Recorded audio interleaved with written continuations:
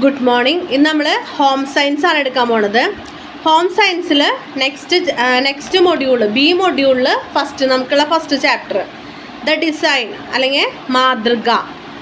അപ്പോൾ ഇത് നമ്മൾ നേരത്തെ മുന്നത്തെ മൊഡ്യൂളിൽ നമ്മൾ വീടലങ്കാരവുമായി ബന്ധപ്പെട്ട് കണ്ടല്ലോ.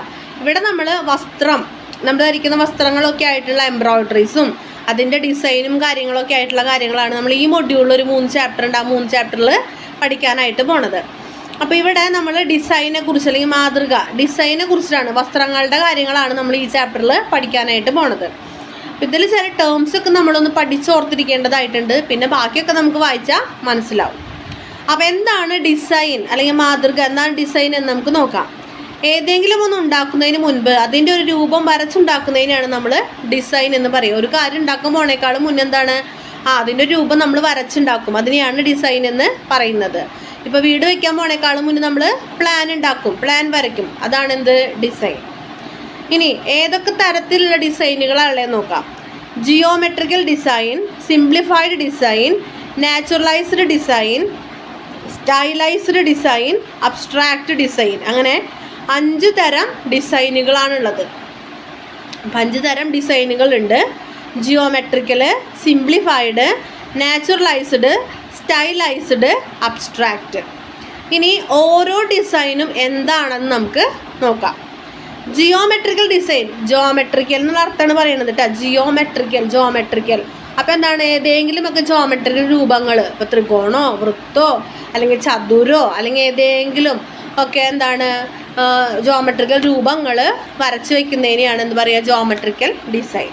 ഇനി സിംപ്ലിഫൈഡ് ഡിസൈൻ, ലളിതമായിട്ടുള്ള ഡിസൈനാണ്. അത് വെറുതെ കുറേ ചെറിയ വളഞ്ഞ വരകളും ഒക്കെ ആയിട്ട് വരുന്ന വളരെ സിമ്പിളായിട്ടുള്ളൊരു ഡിസൈൻ. നാച്ചുറലൈസ്ഡ് ഡിസൈൻ എന്ന് പറയുമ്പോൾ നാച്ചുറൽ ആയിട്ടുള്ള എന്തെങ്കിലും മൃഗങ്ങൾ അല്ലെങ്കിൽ ഇലകൾ, പൂക്കൾ അങ്ങനെയുള്ള സാധനങ്ങളൊക്കെ വരയ്ക്കുന്നതിനെയാണ് എന്ത് പറയുക, നാച്ചുറലൈസ്ഡ് ഡിസൈൻ.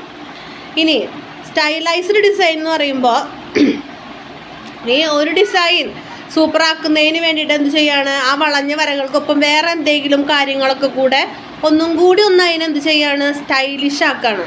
അങ്ങനെ ഡിസൈനുകളെയാണ് സ്റ്റൈലൈസ്ഡ് ഡിസൈൻ എന്ന് പറയുന്നത്. ഇനി അടുത്ത ഡിസൈനാണ് അബ്സ്ട്രാക്റ്റ് ഡിസൈൻ. അബ്സ്ട്രാക്റ്റ് ഡിസൈൻ എന്ന് പറയുന്നത് ഇപ്പോൾ നാച്ചുറൽ ഡിസൈൻ അതിലൊരു ഇല വരും. എന്നാൽ ഈ അബ്സ്ട്രാക്റ്റ് ഡിസൈൻ്റെ ഘടന എന്ന് പറയുമ്പോൾ ആ ഇലകൾക്ക് സിരകൾ അല്ലെങ്കിൽ അതിന് മാറ്റി വേറെ പാറ്റേണുകൾ, ഇനിയിപ്പോൾ അതൊരു വള്ളിയിൽ നിൽക്കുന്ന പോലെ, വള്ളിയിൽ കുറേ ഇലകളായിട്ട് ആ വള്ളി പൂത്ത് നിൽക്കുന്ന പോലെ, അപ്പം അങ്ങനെയൊക്കെ വരുന്ന ഡിസൈനുകളെയാണ് എന്ത് പറയുക, അബ്സ്ട്രാക്റ്റ് ഡിസൈൻ. അതിന് നാച്ചുറലൈസിന് ഒന്നും കൂടിയും ഒക്കെ എന്താണ് കോംപ്ലിക്കേറ്റഡ് ആയിട്ട് വരയ്ക്കുന്നതിനെയാണ് അബ്സ്ട്രാക്റ്റ് ഡിസൈൻ എന്ന് പറയുന്നത്. ഇനി ഒരു ഡിസൈൻ വലുതാക്കുകയോ ചെറുതാക്കുകയോ ചെയ്യുന്നതിൻ്റെ ആവശ്യം, അതായത് അങ്ങനെ പറയണതിന് എന്താണെന്ന് വെച്ച് കഴിഞ്ഞാൽ, ഇപ്പോൾ ചില ഡിസൈൻ നമ്മൾ എൻലാർജ് ചെയ്യുകയോ റെഡ്യൂസ് ചെയ്യുകയോ ചെയ്യേണ്ട ഒരു ആവശ്യം വരും. നമ്മുടെ അടുത്തിപ്പോൾ ഒരു സ്പെഷ്യൽ ഡിസൈൻ ഉണ്ടെന്ന് വയ്ക്കുക. അപ്പോൾ ഡിസൈൻ എന്ന് പറയുമ്പോൾ നമ്മൾ ഡ്രസ്സുകളിലൊക്കെ കണ്ടുണ്ടാവില്ലേ, ഒരു പ്രത്യേക, ഇപ്പോൾ കലങ്കാരി അതൊരു പ്രത്യേക ഡിസൈനാണല്ലേ. അപ്പോൾ ആ ഡിസൈൻ ഉണ്ട്. അപ്പോൾ നമ്മൾ എന്തിനാണോ ഡിസൈൻ ചെയ്യുന്നത് അതിനനുസരിച്ച് നമ്മൾ ചിലപ്പോൾ ആ ഡിസൈൻ വലുതാക്കുകയും ചെറുതാക്കുകയും ചെയ്യേണ്ടി വരും. ഇപ്പോൾ ഈ കലങ്കാരി ഡിസൈൻ എന്ന് പറയുമ്പോൾ, ഇപ്പോൾ കലങ്കാരി വേണ്ട ഒരു പ്രത്യേക ഡിസൈൻ, അപ്പോൾ ആ ഡിസൈൻ നമ്മളൊരു ബെഡ്ഷീറ്റിൽ കൊടുക്കുകയാണ്. ബെഡ്ഷീറ്റിൽ കൊടുക്കുമ്പോൾ അത് നമ്മൾ വലുതാക്കി കൊടുക്കേണ്ടി വരും. എന്നാൽ ഇതേ സാധനം തന്നെ നമ്മളൊരു പില്ലോ കവറിൽ കൊടുത്തു കഴിഞ്ഞാലോ നമ്മൾ അതിനെ ചെറുതാക്കേണ്ടി വരും. അപ്പോൾ ഇങ്ങനെയുള്ള അവസരങ്ങളിൽ ഒരു ഡിസൈൻ നമ്മൾ വലുതാക്കുകയും ചെറുതാക്കുകയും ചെയ്യേണ്ട അവസരങ്ങൾ, എൻലാർജ് ചെയ്യുകയും റെഡ്യൂസ് ചെയ്യുകയും ചെയ്യേണ്ട അവസരങ്ങൾ എങ്ങനെയാണെന്ന് നോക്കാം. അപ്പോൾ ഇങ്ങനെ വരുന്ന അവസരങ്ങളിൽ നമ്മൾ എന്താ ചെയ്യാന്ന് വെച്ച് കഴിഞ്ഞാൽ,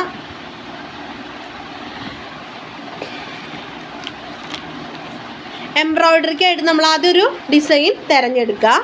ആ ഡിസൈൻ നമ്മളൊരു കാർബൺ പേപ്പറിലേക്ക് പകർത്തി വരയ്ക്കാം, അല്ലെങ്കിൽ ഒരു ഗ്രാഫ് പേപ്പറിലേക്ക് പകർത്തി വരയ്ക്കാം. ഇനി ഗ്രാഫ് പേപ്പറിലെ ഗ്രാഫ് പേപ്പർ അറിയാലോ, ഇങ്ങനെ പെട്ടിക്കള്ളി പോലെയാണ്. അപ്പോൾ അത് വെച്ചുകൊണ്ട് അതിനേക്കാളും വലിയ കള്ളികൾ വരച്ചിട്ട് അതിലുള്ള ഡിസൈൻ വളരെ ശ്രദ്ധാപൂർവം അതിൻ്റെ അളവെടുത്തിട്ട് കൃത്യമായിട്ട് നമ്മൾ, ഇപ്പോൾ ചെറിയ ഒരു പില്ലോ കവറിലെ ഡിസൈൻ നമ്മളിപ്പോൾ ഒരു ബെഡ്ഷീറ്റിലേക്ക് കൊടുക്കാമെന്ന് വിചാരിക്കുക.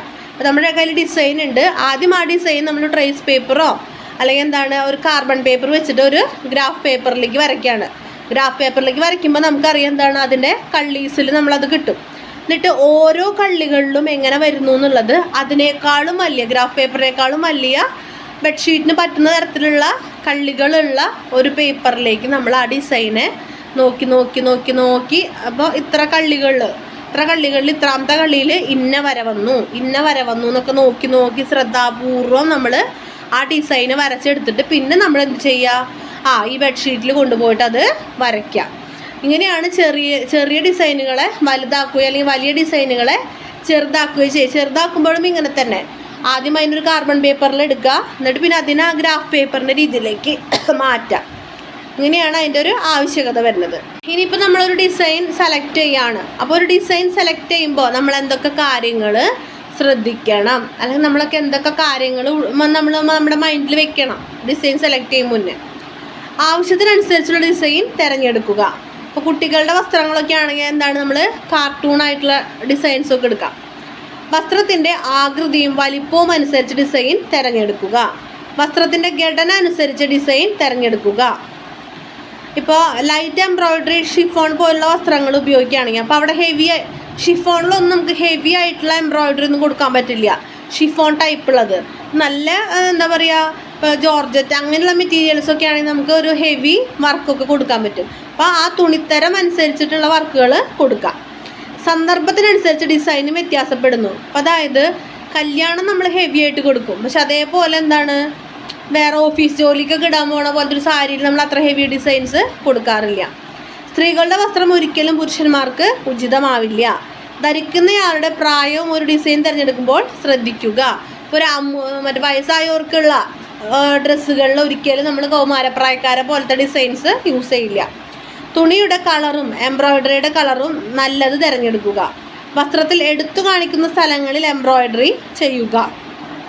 അപ്പോൾ അതായത് ഇപ്പോൾ നമ്മൾ പോക്കറ്റിൻ്റെ ഉള്ളിലോ അല്ലെങ്കിൽ കോളറിലോ ഇപ്പോൾ സാരി ഉടുക്കുകയാണെങ്കിൽ നമ്മൾ ആദ്യം തന്നെ ഇവിടെ ഉടുത്ത് തുടങ്ങുന്ന ഭാഗത്തൊക്കെ എംബ്രോയിഡറി ചെയ്തിട്ട് വല്ല കാര്യമുണ്ടോ, പുറത്തേക്കൊന്നും കാണില്ല അല്ലേ. അപ്പോൾ സാരിയുടെ തലയിലോ അല്ലെങ്കിൽ നമ്മൾ ഉടുത്ത് വരുമ്പോൾ വരുന്ന ഭാഗത്തൊക്കെ നമ്മൾ എംബ്രോയിഡറി ചെയ്താലാണത് ഉടുത്തതിന് ശേഷം കാണുള്ളൂ. അപ്പോൾ നമ്മൾ സ്ഥലം നോക്കിയിട്ട് എംബ്രോയിഡറി ചെയ്യാം.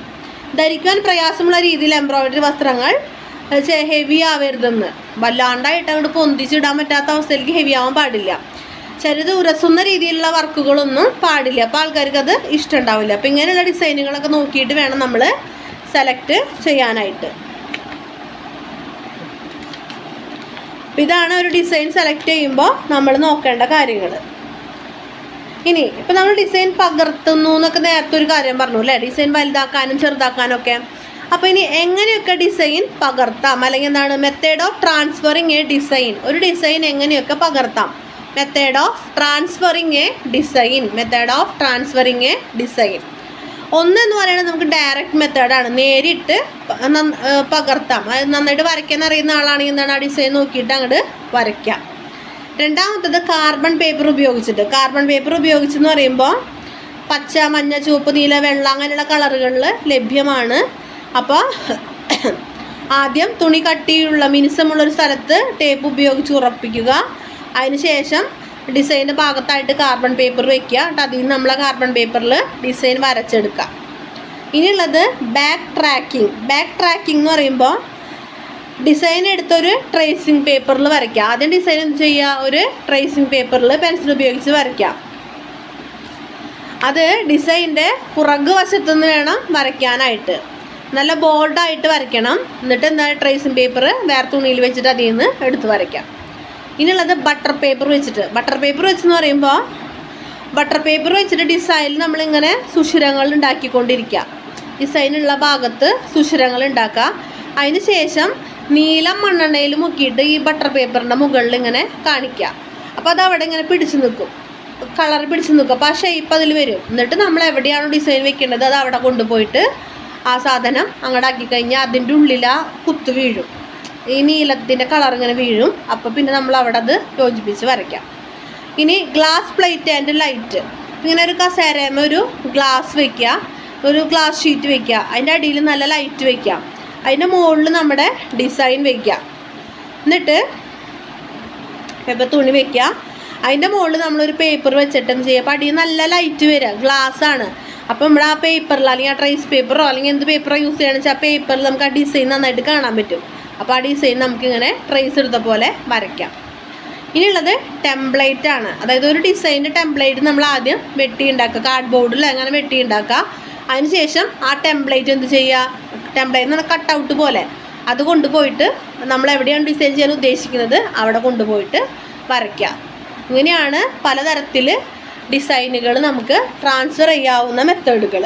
നേരിട്ട് വരയ്ക്കാം, അല്ലെങ്കിൽ കാർബൺ പേപ്പർ ഉപയോഗിച്ച് വരയ്ക്കാം, ബാക്ക് ട്രേസ് എടുത്ത് വരയ്ക്കാം, ബട്ടർ പേപ്പർ വെച്ചിട്ട് ഇങ്ങനെ കുത്തി പിൻ വെച്ച് കുത്തിയിട്ട് പിന്നെ നീളം വെച്ച് വരച്ചിട്ട് വരയ്ക്കാം, അതല്ലെങ്കിൽ ഗ്ലാസ് പ്ലേറ്റും ലൈറ്റും വെച്ചിട്ട് വരയ്ക്കാം, അല്ലെങ്കിൽ നമുക്ക് ടെംപ്ലേറ്റ് യൂസ് ചെയ്യാം. ഇങ്ങനെയൊക്കെ നമുക്ക് ട്രാൻസ്ഫർ ചെയ്യാം. ഇനി നമുക്ക് നോക്കാനുള്ള 2 വേർഡാണ് മോട്ടീഫും പാറ്റേണും. വാട്ട് ഈസ് മോട്ടീഫ്, അതേപോലെ തന്നെ വാട്ട് ഈസ് പാറ്റേൺ.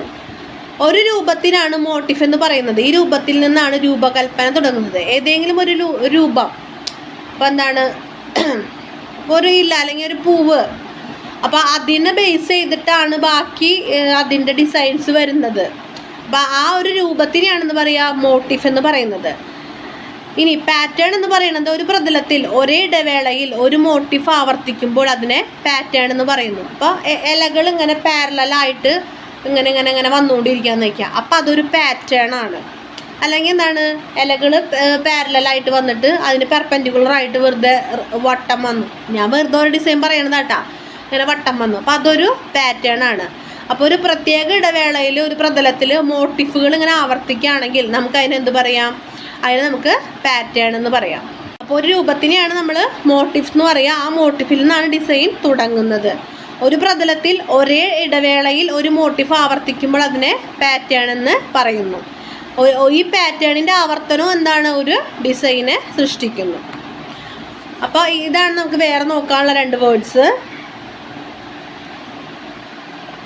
ഇനി നമുക്ക് നോക്കാനുള്ളത്, നമ്മൾ എംബ്രോയിഡറി ചെയ്യാണ്. അപ്പോൾ എംബ്രോയിഡറി ചെയ്യുമ്പോൾ നമ്മൾ എന്തൊക്കെ കാര്യങ്ങൾ ശ്രദ്ധിക്കണം, അതായത് when we are planning to embroidered an article, അപ്പോൾ നമ്മൾ എന്തൊക്കെ കാര്യങ്ങൾ ശ്രദ്ധിക്കണം, എംബ്രോയിഡറി ചെയ്യുമ്പോൾ ശ്രദ്ധിക്കേണ്ട കാര്യങ്ങൾ. അത് ആരാണിത് ഉപയോഗിക്കുന്നത്, അപ്പോൾ ഉപയോഗിക്കുമ്പോൾ നമ്മൾ നേരത്തെ ഡിസൈൻ്റെ കഥ പറഞ്ഞ പോലെ തന്നെയാണ്. ആരാണിത് ഉപയോഗിക്കുന്നത് ചോദിക്കുമ്പോൾ വയസ്സായവരാണോ, അല്ലെങ്കിൽ കുട്ടികളാണോ, അല്ലെങ്കിൽ സ്ത്രീകളാണോ, അപ്പോൾ അവർക്ക് അനുസൃതമായിട്ടുള്ള എംബ്രോയിഡറി ചെയ്യാനാണ്. എന്തിനു വേണ്ടി ഉപയോഗിക്കുന്നു, ആ സിറ്റുവേഷൻ കല്യാണമാണോ അല്ലെങ്കിൽ നോർമൽ കാഷ്വൽ ആയിട്ടുള്ളതാണോ എന്നൊക്കെ നമ്മൾ ആലോചിക്കണം. എവിടെ ഉപയോഗിക്കുന്നു, എപ്പോൾ ഉപയോഗിക്കുന്നു, എങ്ങനെ ഉപയോഗിക്കുന്നു, ഇതൊക്കെ നോക്കിയിട്ട് വേണം നമ്മളത് എംബ്രോയിഡറി ചെയ്യാനായിട്ട്. അപ്പോൾ ഇത്രയും കാര്യങ്ങളാണ് നമുക്ക് ഈ ചാപ്റ്ററിൽ പഠിക്കാനുള്ളത്, ഡിസൈൻ എന്ന് പറഞ്ഞിട്ട്. അപ്പോൾ ഡിസൈനെ കുറിച്ചിട്ട് വിശദമായിട്ട് പഠിക്കുക. പലതരം ഡിസൈനുകൾ എങ്ങനെ ട്രാൻസ്ഫർ ചെയ്യും, ഡിസൈൻ നമ്മൾ സെലക്ട് ചെയ്യുമ്പോൾ എന്തൊക്കെ കാര്യങ്ങൾ ശ്രദ്ധിക്കണം, അതൊക്കെ ഇമ്പോർട്ടൻ്റ് ആണ്. അപ്പോൾ ചില വേർഡ്സുകൾ നമുക്ക് കൃത്യമായിട്ട് പഠിക്കാനുണ്ട്, പല ടൈപ്പ് ഡിസൈനുകളൊക്കെ പറയുമ്പോൾ. അപ്പോൾ അതൊക്കെ പഠിക്കാനുള്ളതൊക്കെ പഠിക്കണം. പിന്നെ ഡെഫിനിഷൻസ് പഠിക്കണം. പിന്നെ ബാക്കിയുള്ള കാര്യങ്ങളൊക്കെ നമ്മളൊന്ന് നന്നായിട്ട് വായിച്ച് മനസ്സിലാക്കണം. ഇതും കൂടിയുള്ള ഈ ചാപ്റ്റർ കഴിഞ്ഞു. അപ്പോൾ എല്ലാവരും നന്നായിട്ട് പഠിക്കാം. Thank you.